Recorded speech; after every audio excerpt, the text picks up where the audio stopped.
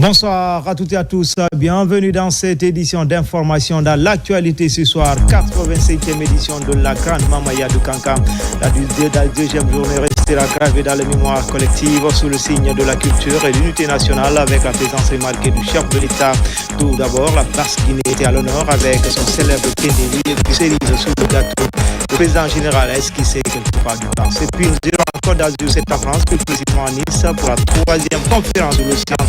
La Guinée avec la prime part active aux travaux. La ministre de la Pêche et de l'économie maritime plaide pour un appui renforcé. Enfin, promotion de la culture. Les activités de la 5e édition du festival d'Undumba ont été lancées à Kouroussa. Le Hamana, principal héritier de cette danse ancestrale, a ouvert ses portes pour ses fils. La sauvegarde de ce patrimoine culturel et l'ambition affichée par tous les festivaliers. Voilà pour le sommaire. Encore une fois, bonsoir à tous. 85e édition de la Grande Mamaya de Kankam, place ce soir à la deuxième journée.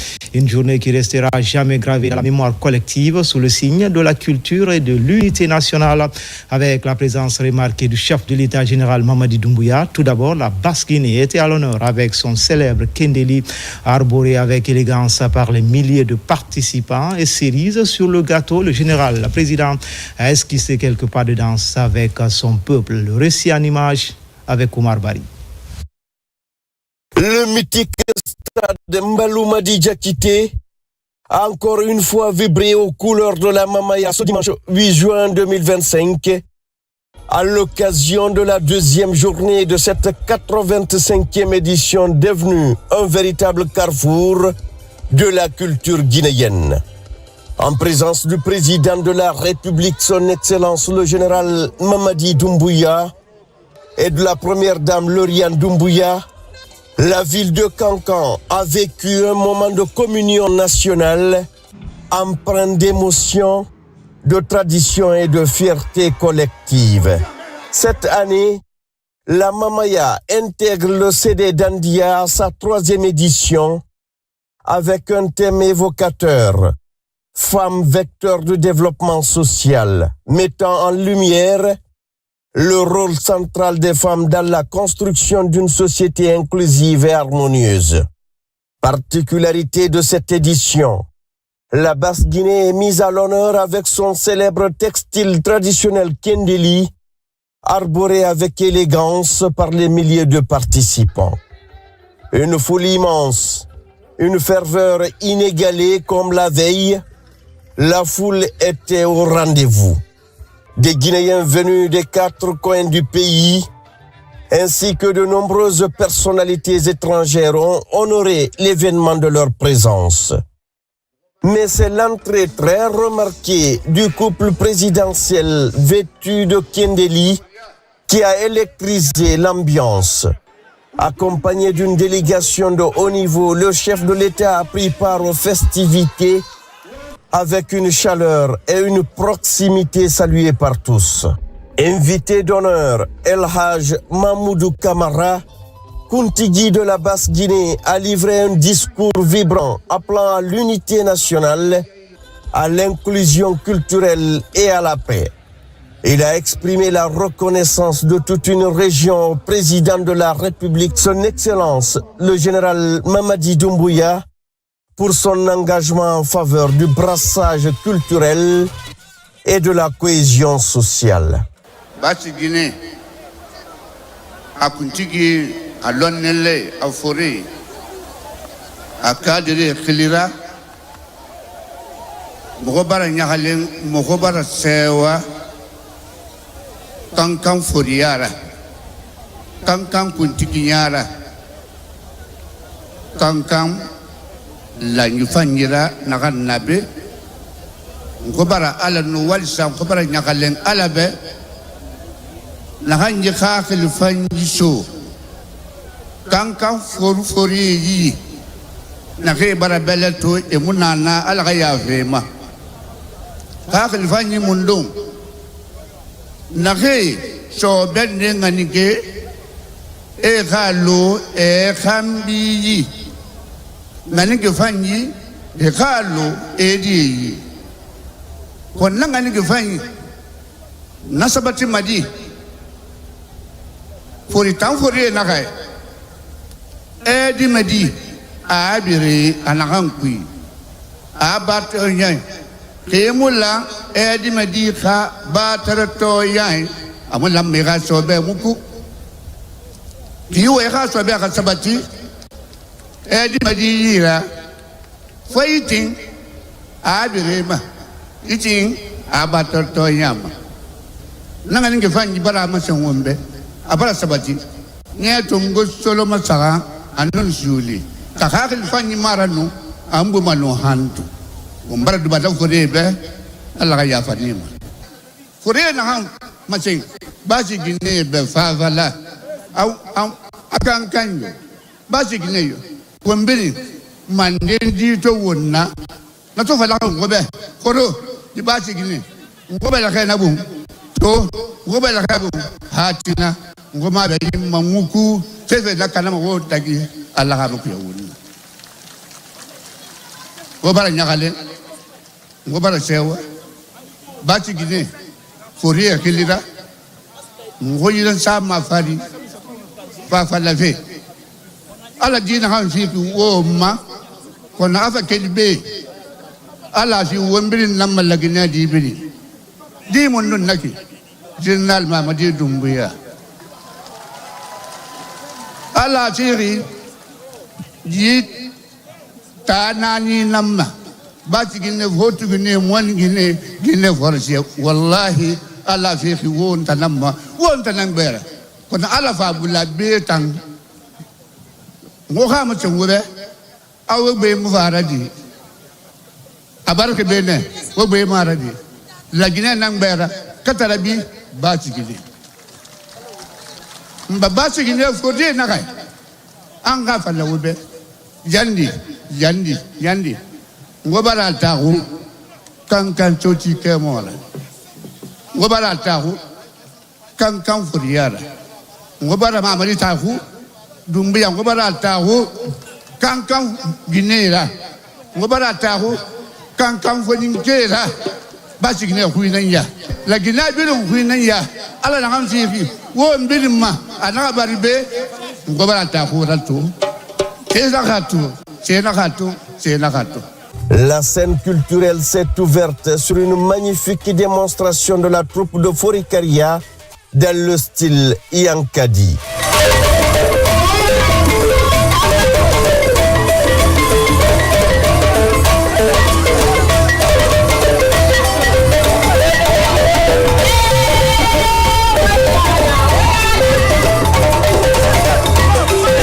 Cette prestation a été suivie par une performance tout aussi captivante de Boki.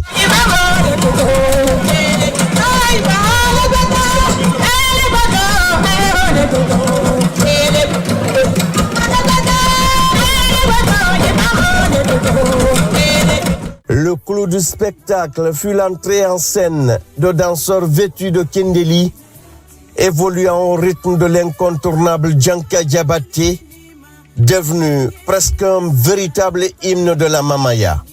Les lignes serpentées, les gestes lents, précis et chargés de symbolisme ont tenu en haleine les spectateurs fascinés par la richesse du patrimoine culturel guinéen.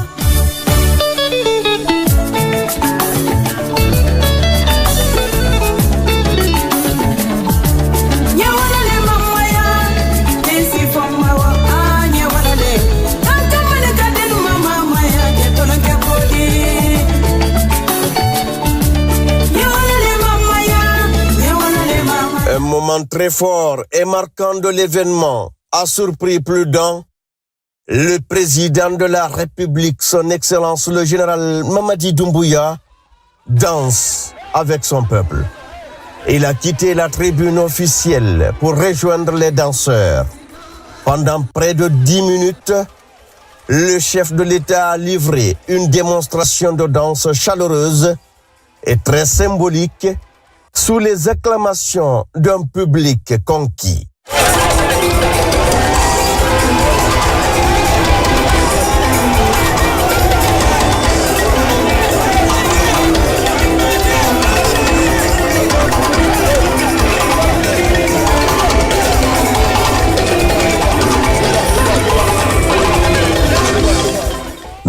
retour à sa loge officielle, le président de la République n'a pu s'empêcher de poursuivre quelques pas dans une ambiance électrique.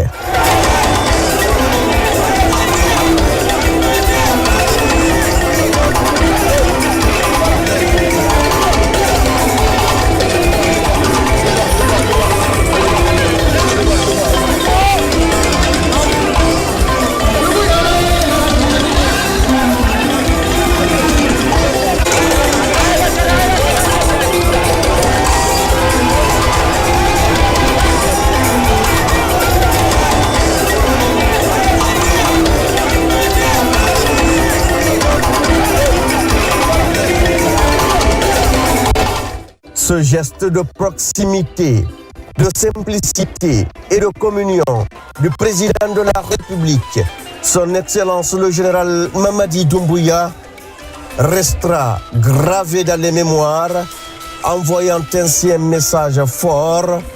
La culture est un ciment national au cœur du vivre ensemble et du développement.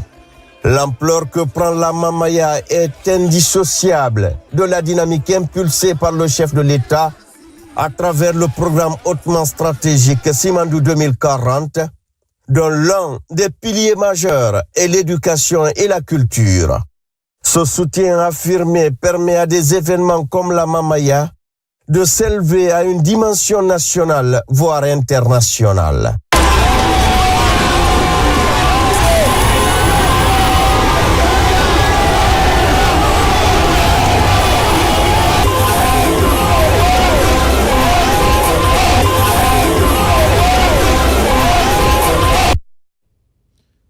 Dans le reste de l'actualité, tout d'abord, en plus bref, et en image, exposition universelle 2025, le Premier ministre Amadou Ba, à la tête d'une forte délégation, est arrivé à Osaka, c'est au Japon. C'est à l'occasion de la journée nationale de la Guinée ou nationale AD, prévue mardi 10 juin.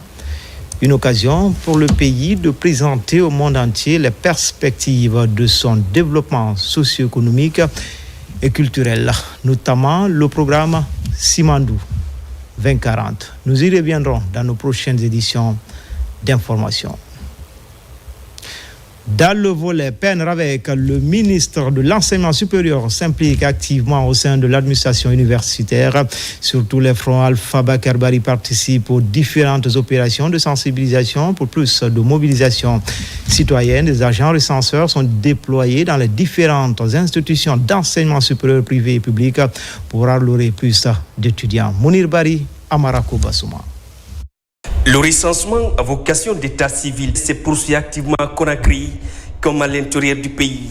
Dans le secteur de l'enseignement supérieur, des équipes du ministère sillonnent les universités publiques et privées de la capitale. Objectif, sensibiliser étudiants et encadreurs à l'importance de ce processus national d'enrôlement. L'important de se faire recenser, c'est d'identifier parmi la population guinéenne.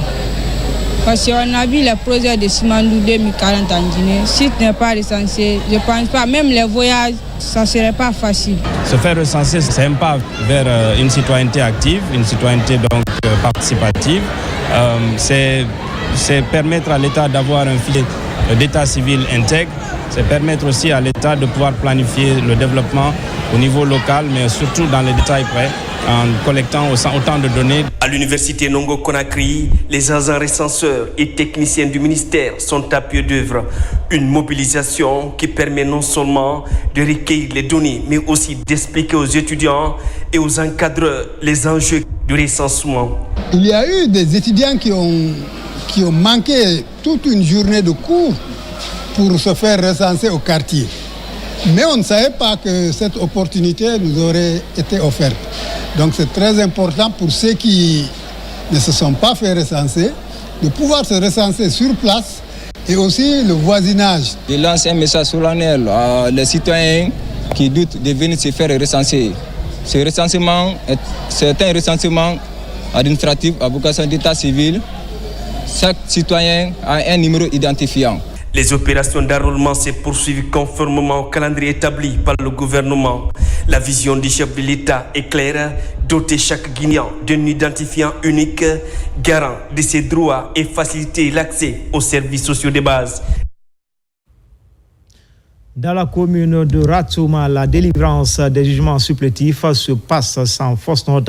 L'action est motivée par le groupement des femmes d'affaires et la synergie des femmes appuyée par l'état civil de la mairie. L'idée de faciliter les opérations de recensement des citoyens dans cette commune. Mohamed De Camara. Le programme national de recensement à vocation d'état civil est prolongé à la satisfaction des citoyens. Dans la commune de Ratouma, le groupement des femmes d'affaires de Guinée et la synergie des femmes, en collaboration avec le service d'état civil de la mairie de Ratouma, mènent une opération de délivrance des jugements supplétifs. La journée d'aujourd'hui est l'aboutissement de leur travail de terrain et surtout de gratuité. Oui, la procédure est gratuite. C'est une avancée importante à souligner. Elle permet à des enfants, des jeunes, des adultes qui n'avaient pas date de naissance d'obtenir un jugement supplétif et donc d'avoir une existence administrative reconnue, condition essentielle pour accéder à l'école, à la santé et à d'autres droits fondamentaux. Pour ainsi matérialiser cette volonté sur le terrain, les bénévoles sont outillés aux techniques d'information afin qu'ils parviennent à mobiliser les citoyens à adhérer au processus d'enrôlement en cours dans le pays. Ces femmes viennent de créer une grande spécificité en organisant à leur propre compte une grande campagne d'abord de formation, de renforcement de capacité de 25 jeunes bénévoles de notre collectivité, puis ensuite amener ces jeunes bénévoles à aller de famille en famille dans 3 grands quartiers pour sensibiliser les personnes non recensées à venir se faire recenser. Nous avons toujours eu le souci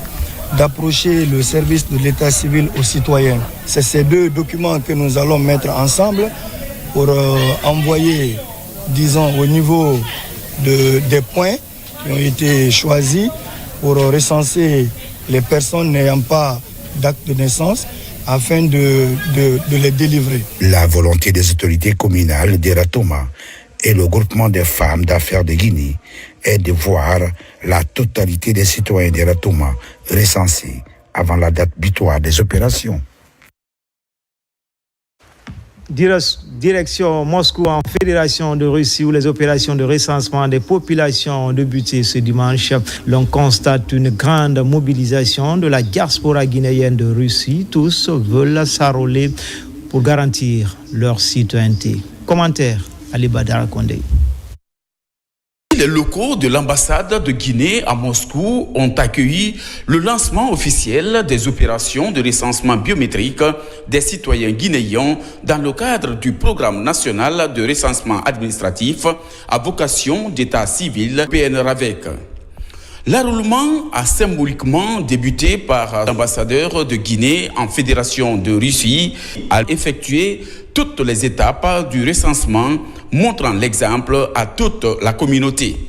Toutes les dispositions sont prises en Fédération de Russie pour que les Guinéens qui vivent ici soient recensés. Qu'ils soient à Moscou, qu'ils soient à l'intérieur du pays, nous avons pris toutes les dispositions pour que tout le monde soit recensé. Et c'est le lieu donc de remercier le gouvernement guinéen, en premier lieu le chef de l'État, qui a mis tout le nécessaire au point pour la réussite de cette opération. La réponse de la communauté guinéenne ne s'est pas fait attendre. Une forte mobilisation a été enregistrée dès les premières heures. J'appelle tout le monde à faire le recensement car moi j'ai déjà fait pour moi et c'est un atout. Désormais, j'ai droit à toutes choses dont un vrai citoyen doit avoir dans son pays. Pour se faire recenser, vraiment, je suis fière d'avoir les documents au complet et se faire recenser sans problème. Sans souci, ça, je suis fière, je suis contente aujourd'hui.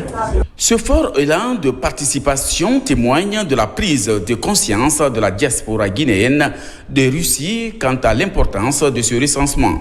L'opération va se poursuivre jusqu'au 21 juin dans plusieurs villes du pays sous la coordination de l'ambassade avec pour objectif n'oublier aucun citoyen guinéen résidant en Fédération de Russie. Recensement biométrique des Guinéens établis en Sierra Leone. Des agents assermentés sont déployés pour cet exercice. Les compatriotes aussi sont massivement mobilisés pour se faire recenser afin d'avoir un identifiant unique. Makeme Donzo, envoyé spécial. L'ambassade de Guinée en Sierra Leone a reçu 11 kits. 7 seront déployés dans les villes qui comptent un nombre important de Guinéens. 3 pour la capitale et 1 en réserve en cas de problème technique. Pour faciliter les opérations, les agents recenseurs sont recrutés et formés. Ici, toute la procédure est respectée avant de passer à l'enrôlement. Nos compatriotes mesurent les enjeux de ce programme national de recensement administratif à vocation d'état civil. Donc les jeunes ont été sélectionnés sur la base de leur CV et en plus on les a soumis à un test. Et ceux qui ont reçu le test ont été recrutés. Précis, il faut forcément être guinéen, et parler français et écrire. Nous sommes dans un pays anglophone. Si vous prenez un jeune anglophone, il y a des noms, en écrivant, il peut faire des erreurs. Je me suis enlevé dans les conditions les plus meilleures et je remercie beaucoup la délégation qui est venue et ceux qui enrôlent les gens, puisque j'ai passé dans les meilleures conditions l'enrôlement. Je remercie aussi l'excellence, monsieur l'ambassadeur, qui nous a facilité la tâche. Le respect du contenu des tests concernant le PN-RAVEC est le message de l'ambassadeur. Les documents qui sont demandés pour le recensement sont les documents d'état civil, notamment l'extrait d'acte de naissance ou le jugement supplétif ou le certificat de nationalité pour ceux qui sont des Guinéens par décret ou suivant le mariage. Les consignes que nous avons reçues, pour le moment, ce sont ces 3 documents qui sont exigés pour se faire recenser. Ceux qui ne les ont pas, nous avons déjà reçu beaucoup de doléances, notamment de la part du président du Conseil des Guinéens établi en Sierra Leone et même de beaucoup de personnels de l'ambassade. Nous allons remonter immédiatement l'information puisque nous venons de lancer l'opération. Les agents recenseurs ont 2 semaines pour enrôler tous les Guinéens établis en Sierra Leone. Des Guinéens qui ont atteint l'âge de 10 et plus. Une délégation du Mozakod conduite par sa coordinatrice Adja Diaba Doumbouya dans le district de Norakora, sous-préfecture de Norasoba, préfecture de Sigiri, pour la circonstance des communications ont été faites pour plus de mobilisation autour du PN-RAVEC. Les détails avec Kerfal la presse Camara. C'est à environ 15 km de l'entrée du village de Norakoro que la délégation a été reçue avec ferveur par un important cortège de jeunes mobilisés pour l'occasion. L'accueil à la fois traditionnel et festif a rassemblé femmes, sages et notables de la localité, tous venus témoigner leur engagement et leur adhésion à cette initiative citoyenne. Profondément sensibilisées à l'importance du recensement, les populations ont exprimé leur volonté d'y participer pleinement. Avant de dire aux parents des autres de se recenser, pourquoi ne pas venir chez soi-même? Demander à tes parents alors de se recenser. Nous sommes passés alors de case en case pour sensibiliser. Heureusement, oui, aujourd'hui, le message a été compris. Très touché par la mobilisation des citoyens, le bureau de la coordination nationale du Mozakod, représenté vice-coordinateur national, a tenu à saluer cet élan collectif. Mozakod, avec sa principale stratégie d'implanter au niveau national, régional et international. Donc nous sommes très engagés, très fiers de la population de Norakoro aujourd'hui qui s'est mobilisée à 100% face à cette situation. Le chef de l'État peut compter sur nous parce que nous sommes un peu partout à travers le pays. Maintenant, nous sommes déjà dans les races campagnes. C'est pour amener toute la population à se faire recenser. Cette mission à Norakoro témoigne de la détermination du Mozakod à accompagner le processus du PN-RAVEC sur toute l'étendue du territoire national dans le but de garantir une participation massive, éclairée et inclusive de l'ensemble de la population guinéenne. Et puis, la Direction générale des impôts porte à la connaissance des contribuables que, conformément au communiqué de la fonction publique, déclarant exceptionnellement férié le lundi 9 juin et le mardi 10 juin 2025, le délai de déclaration des impôts et taxes est prorogé jusqu'au 15 juin 2025, à lieu place du délai initialement fixé au 10 juin. La Direction générale des impôts tient à rappeler qu'au-delà du 15 juin, les pénalités liées au défaut de déclaration seront automatiquement appliquées conformément à la législation en vigueur. La Direction générale des impôts sait pouvoir compter sur le civisme fiscal de chacune et de chacun. La directrice générale des impôts, Fatoumata Foula Diallo. Comme annoncé dans les titres, préserver les océans, protéger la biodiversité marine et renforcer la coopération. Voilà entre autres défis de la 3e conférence sur l'océan. Nous sommes en Côte d'Azur, c'est en France, plus précisément à Nice. La Guinée, avec son littoral, a pris une part active aux travaux. La ministre de la Pêche et de l'économie maritime plaide pour un appui renforcé à la gestion durable des ressources et la Banque mondiale annonce de nouveaux engagements pour accompagner notre pays. Commentaire, Kadiatou Suleiman Keita. C'est sur les rives de la Méditerranée, à Nice, que s'est ouverte la 3e conférence des Nations Unies sur l'océan. Un rendez-vous mondial majeur pour la préservation des ressources marines et la lutte contre les effets du changement climatique. La participation active à cette conférence des cadres guinéens des ministères de la Pêche et des Finances sous la houlette de Mme Fatima Camara, présidente en exercice de la COMAFAT, témoigne d'une volonté affirmée de préserver les ressources maritimes guinéennes. Cette conférence est axée sur 3 priorités, qui est d'accélérer le partenariat multilatéral entre les pays, de mobiliser des financements afin de pouvoir avoir une économie bleue durable et de pouvoir faire un transfert de compétences technologiques. Alors, spécifiquement au niveau de la Guinée, nous avons eu à profiter de cette conférence afin de rencontrer la Banque mondiale pour lever toutes les inquiétudes pour pouvoir accélérer la signature de l'accord Kunkui, et ce fut des échanges fructueux. La Banque mondiale s'engage notamment à soutenir le développement de pêcheries durables et à accompagner la résilience des populations côtières guinéennes. La Banque mondiale a un programme fort en Guinée, et surtout on a appuyé un projet pour fortaliser le secteur de pêche, et nous espérons accompagner la Guinée dans les prochaines années, non seulement dans ce secteur, sinon aussi des autres secteurs. La conférence de Nice en France marque une étape essentielle dans la mobilisation internationale pour sauver les océans. Et pour des pays comme la Guinée, c'est l'opportunité de défendre leurs intérêts, mais aussi de renforcer leur place dans la gouvernance mondiale de l'environnement. Non loin, à Genève, les travaux de la 113e conférence internationale se poursuivent. La délégation tripartite guinéenne continue de faire preuve de rigueur et de professionnalisme dans les différentes commissions.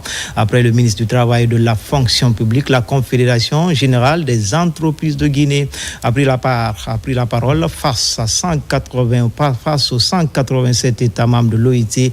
La représentante du secteur privé guinéen, Maria Diané, s'est félicitée de la bonne collaboration dans le cadre de la promotion d'un travail décent avant de solliciter l'accompagnement de l'institution. Depuis Genève, notre envoyé spécial, Mamadi Terna Kamisoko. La conférence internationale du travail CIT repose sur le principe fondamental du tripartisme, une valeur essentielle pour promouvoir un climat professionnel apaisé et constructif. Après l'intervention de la partie gouvernementale, ce sont les employeurs qui prennent la parole à la tribune de la 113e session. Au nom du patronat unifié de Guinée, c'est Maria Diané, secrétaire générale de la fêtière, qui s'exprime. Plus que jamais, le rôle des employeurs dans la construction d'un développement durable, équitable et inclusif est crucial. La Guinée est une terre d'opportunités, mais ces dernières ne peuvent être pleinement exploitées qu'à travers un partenariat renforcé entre l'État, les travailleurs et les entreprises. Face aux transitions majeures, climatiques, technologiques et sociales, les employeurs guinéens réaffirment leur engagement à contribuer activement à la création d'emplois décents, la structuration de chaînes de valeur locales, l'intégration économique régionale et la transition vers une économie verte et numérique. L'unification du patronat guinéen est saluée comme un acquis majeur qu'il convient désormais de renforcer. Dans cette dynamique, le dialogue social engagé avec les syndicats et les autorités gouvernementales est perçu comme un gage de stabilité et de progrès par les représentants du secteur privé. Sous la direction de son Excellence, le président Mamadi Doumbouya, le gouvernement guinéen a fait du dialogue social inclusif un axe central de sa gouvernance. Dès son arrivée au pouvoir, le chef de l'État guinéen a encouragé les acteurs du secteur privé à se fédérer autour d'une représentation unique et légitime. C'est ainsi qu'est née la CGGI, désormais acteur structurant du développement national. Depuis, nous travaillons main dans la main avec les autorités publiques et les partenaires sociaux dans le cadre de politiques de développement ambitieuses, dont le programme Simandou 2040, le Guinée Business Forum, la réforme du Code des investissements, l'adoption de la loi sur le contenu local et la signature de pactes de stabilité pour la croissance économique. Parallèlement aux séances plénières, les travaux se poursuivent activement au sein des différentes commissions techniques. À tous les niveaux, la délégation tripartite guinéenne continue de faire preuve de rigueur et de professionnalisme, répondant pleinement aux exigences de cette session annuelle.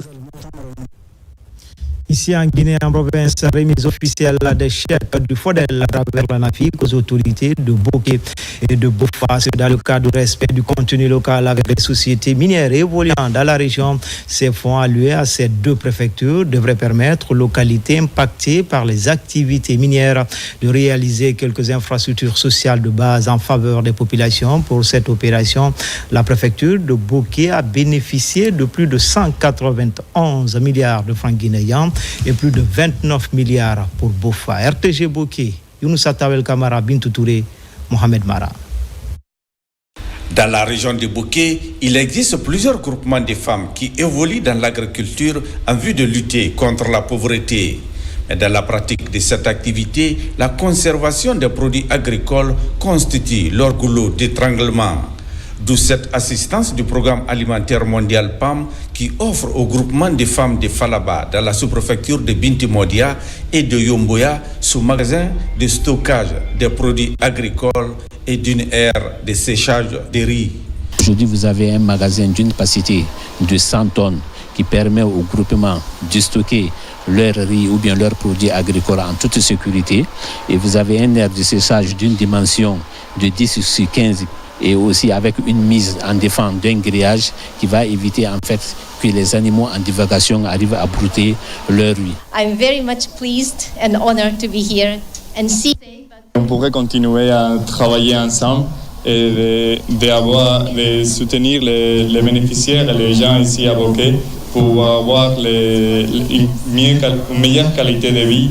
En plus de ce magasin de stockage de riz d'une capacité de 100 tonnes, le PAM offre également des étuveuses à l'Union des femmes de la localité. Au nom de l'ONG SIAD, nous réitérons notre engagement à poursuivre notre mandat d'accompagnement des communautés vulnérables en Guinée et tenons à remercier une fois encore le PAM pour cette générosité.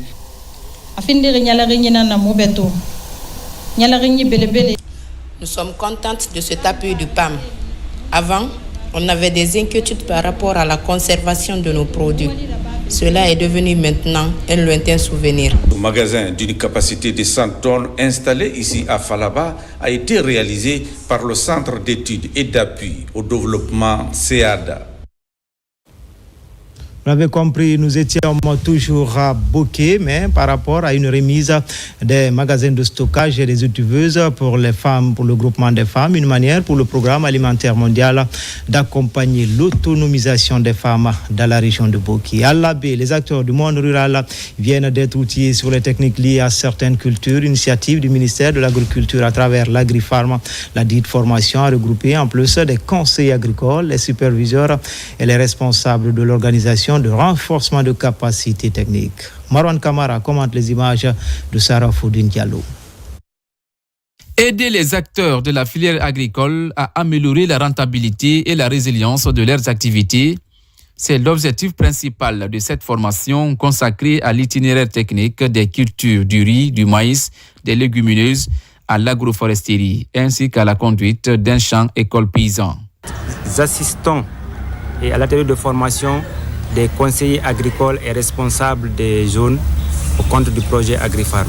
Son objectif, c'est renforcer la capacité de ces conseillers agricoles ou responsables des zones sur les itinéraires techniques de production dans les zones d'intervention en Moyenne-Guinée du projet AgriFarm. Dans une démarche participative, les participants ont échangé sur leurs compétences et les meilleures méthodes de transmission des savoirs agricoles. Ils espèrent, à l'issue de cette formation, mieux rentabiliser leur production et de faire face aux aléas du secteur. Cette formation nous permettra de faire beaucoup de choses sur le terrain, comme relever le défi. Par exemple, sur l'itinéraire technique d'huile, avant c'était difficile aux paysans d'avoir un haut rendement. Par exemple, si je prends le cas d'une variété de riz CK90, ils ont l'habitude d'utiliser cette variété, mais à un taux de rendement faible. L'objectif de cette formation, c'est pour aider les bénéficiaires à améliorer leur productivité agricole. Je demande à ce que les autorités continuent toujours à œuvrer dans le sens du développement de l'agriculture durable. Cet atelier a réuni des conseillers agricoles, des superviseurs de l'Union des groupements pour la vulgarisation et le développement, ainsi que des responsables d'organisations spécialisées dans le renforcement des capacités techniques. Ensemble, ils entendent faire de l'agriculture un moteur efficace de développement durable. Pour plus d'inclusion sociale, les membres de la Fédération des associations des personnes à mobilité réduite renforcent leurs capacités pour profiter des avantages de la Convention des Nations Unies relative aux droits de l'homme, un exercice d'intégration sous-régionale pour ne pas laisser les personnes vulnérables à la marge des questions de liberté publique et d'autonomisation. Les détails avec Fodé Camara. Au Centre national de perfectionnement et de gestion, les membres de la Fédération guinéenne pour la promotion des associations des personnes handicapées reprennent le chemin de l'école.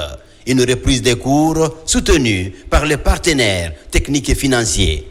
Un renforcement de capacité pour réussir des plaidoyers relatifs au respect des droits de ces personnes vulnérables. Le droit s'acquiert et pour l'acquérir, il faut le savoir.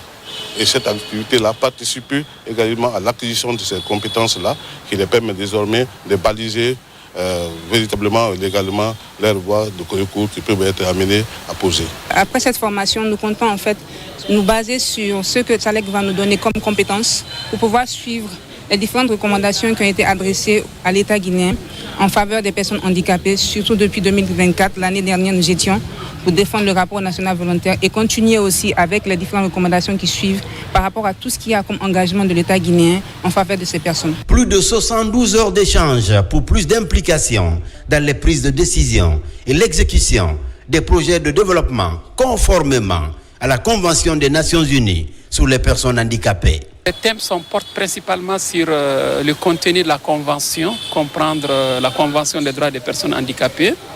Ici aussi de comprendre les ODD et les mécanismes de rapportage des ODD. Deuxième partie. Et troisième élément, c'est surtout les techniques. Comment ils peuvent exploiter les contenus des conventions, notamment la Convention des droits des personnes handicapées, les ODD, pour faire un plaidoyer et un plaidoyer stratégique. Il est utile que nous fassions une formation en leur faveur pour qu'ils maîtrisent le contenu de cette convention. La convention, c'est un assemblage de lois, de principes fondamentaux légiférés par les Nations Unies. Et ça doit refléter notre conduite et aussi refléter le comportement des autorités face aux personnes handicapées. À travers des thématiques réactualisées, l'enjeu est de mettre des boîtes à outils à la disposition de ces personnes vulnérables pour mieux les protéger et conforter leur autonomisation. Au centre universitaire de l'Abbé, l'intelligence artificielle était au cœur des débats. L'ONG Entreprendre Ensemble pilote l'exercice. Encadreurs, enseignants, chercheurs apprennent les techniques liées aux opportunités de cette technologie avancée. Le marketing digital, un véritable catalyseur, un appel à l'action pour une jeunesse ambitieuse et connectée. Saint-Martin Fancinadounou. En misant sur le savoir et l'innovation, l'ONG Entreprendre Ensemble élargit sa campagne de sensibilisation sur les STEM, sciences techniques, technologiques, ingénierie et mathématiques. Cette fois, elle tient une conférence sur le campus de l'Université de l'Abbé, dont les débats sont axés sur les enjeux de l'intelligence artificielle et le marketing digital. L'intelligence artificielle, l'informatique ou un ordinateur, c'est un outil. La personne derrière ces outils-là, c'est cette personne-là qui fait tout le reste. Il faut que nous ayons la culture de bien utiliser les outils à notre disposition. Il faut que nous apprenions à connaître l'intelligence artificielle, à reconnaître les opportunités qu'elles offrent et ne pas en avoir peur. Pour aider les participants à comprendre les opportunités, les domaines d'application, les risques et les limites de cette technologie avancée, les organisateurs ont fait venir un spécialiste de Conakry qui a su la jumeler au marketing digital pour être un levier d'innovation et d'emploi pour la jeunesse guinéenne. Faire une conférence sur l'intelligence artificielle, c'est vraiment donner du pouvoir à cette jeunesse universitaire pour aujourd'hui les permettre de pouvoir s'imprégner de nouvelles technologies. Il faut savoir qu'aujourd'hui, on est dans un monde qui évolue assez rapidement. Si nous restons un peu distraits, nous perdons carrément le fil. L'Université de l'Abbé, en mobilisant étudiants et enseignants-chercheurs, s'impose désormais comme un pôle académique tourné vers le numérique et l'avenir.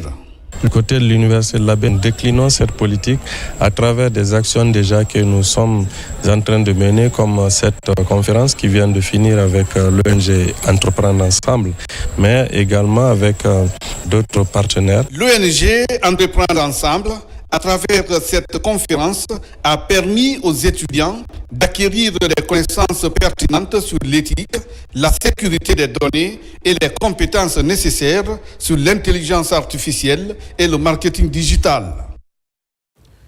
Lutte contre l'insalubrité dans le Grand Conakry pour faciliter la gestion des déchets. Une société de recyclage est désormais opérationnelle pour qualifier ses méthodes de travail et collabore avec l'Institut de recherche en environnement de l'Université Gamal Abdel Nasser de Conakry. Le point avec Nabi Kamara. La société Urki Plus, spécialisée dans la gestion des déchets solides, tend la main à l'Institut de recherche en environnement de l'Université Gamal Abdel Nasser de Conakry pour qualifier davantage ses méthodes de travail. Un accord de partenariat vient d'être signé dans ce sens par les deux parties. Nous commençons une nouvelle aventure avec l'IREG, vu que c'est l'université, et l'université c'est les études, c'est l'aspect scientifique. Urki évoluait dans la gestion des déchets de manière un peu particulière, c'est-à-dire purement technique. Et là, on va mettre un accent scientifique sur ce travail qui est déjà fait.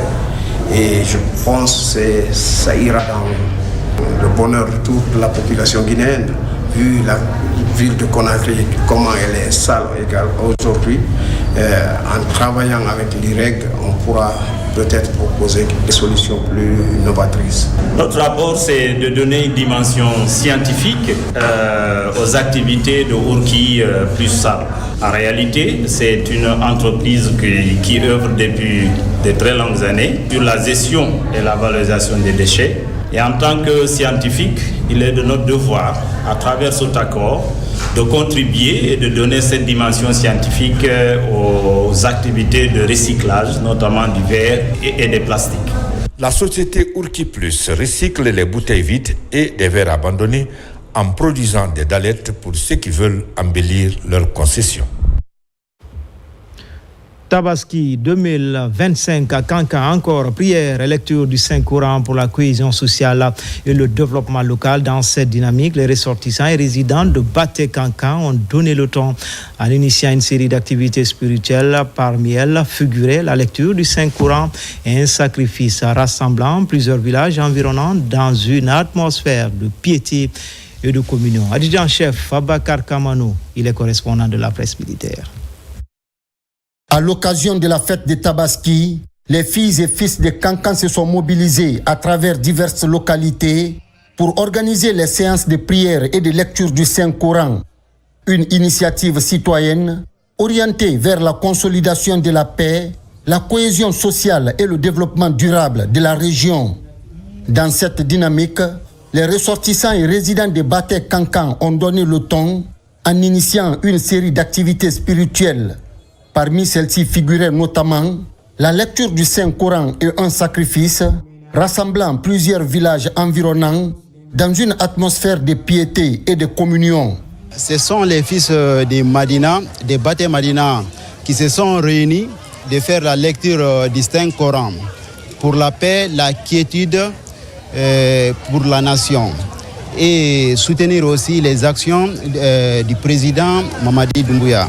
En plus, on a d'autres activités qui est le reboisement. Donc cette activité sera lancée aujourd'hui. Les matchs de gala, là, c'est dans les jours à venir. Au-delà de l'aspect local, des prières ont été dites pour le chef de l'État et les autorités du pays.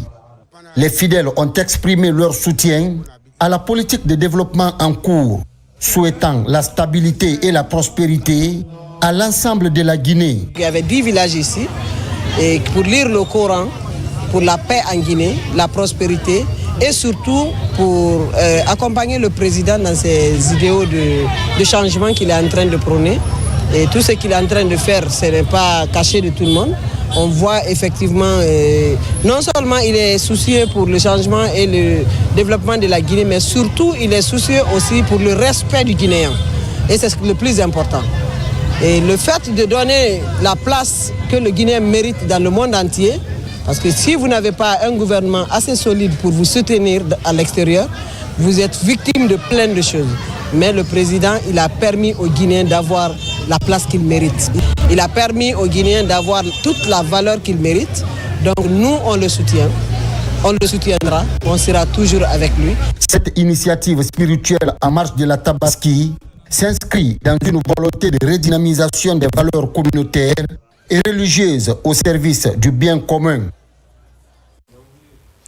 C'est devenu un rituel pour les fils ressortissants résidant des différentes localités de Kissidougou. À l'occasion de la fête du sacrifice, ils se retrouvent autour des 3 pierres angulaires posées au village. Sur ce site, ils font des prières pour la consolidation du vivre ensemble et rappellent son importance pour les communautés locales. Souleymane Kouyaté, Marwan Kamara. Dans le village Mara, préfecture de Kissidougou, sont posées ces 3 pierres angulaires symbolisant la signature d'un pacte de paix entre Frensola, Faramaya et Ntia. Pour renforcer cette union sacrée, les fils ressortissants et résidents de Kissidougou se réunissent autour du Saint-Coran. Même objectif, prier pour le pays et aussi sensibiliser les différentes composantes de Kissidougou à se faire enrôler. Nous avons profité de la lecture du Saint-Coran qui est traditionnelle pour sensibiliser nos communautés à se faire recenser massivement. Nous avons profité pour sensibiliser les communautés à la cohésion sociale, puisqu'il n'y a pas de développement sans cohésion sociale. Et ensuite, leur expliquer un peu le programme Simanou 2040. Cette retrouvaille de Mara est initiée chaque année au lendemain de la fête de Tabaski. Le rituel est pratiqué il y a plus d'une dizaine d'années. Il est l'occasion pour les sages et autorités locales de rappeler l'histoire des 3 pierres ancestrales bâties sur des idéaux de paix et d'unité.